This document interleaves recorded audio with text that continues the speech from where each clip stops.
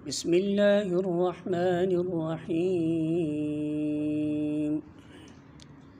یا ایہا الذین آمنوا کتب علیکم الصیام کما کتب علی الذین من قبلکم لعلکم تتقون۔ سورۃ البقرہ آیت نمبر 183۔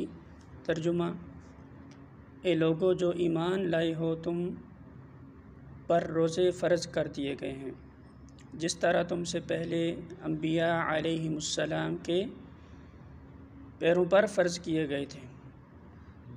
اس سے توقع ہے کہ تم میں تقوی کی صفت پیدا ہوگی۔ اسلام کے اکثر احکام کی طرح روزے کی فرضیت بھی بتدریج عائد کی گئی ہے۔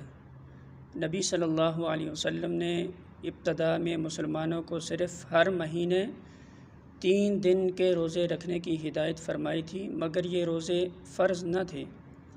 پھر سن 2 ہجری میں رمضان کے روزوں کا یہ حکم قرآن مجید میں نازل ہوا، مگر اس میں اتنی رعایت رکھی گئی کہ جو لوگ روزے کو برداشت کرنے کی طاقت رکھتے ہوں اور پھر بھی روزہ نہ رکھیں، وہ ہر روزے کے بدلے ایک مسکین کو کھانا کھلا دیا کریں۔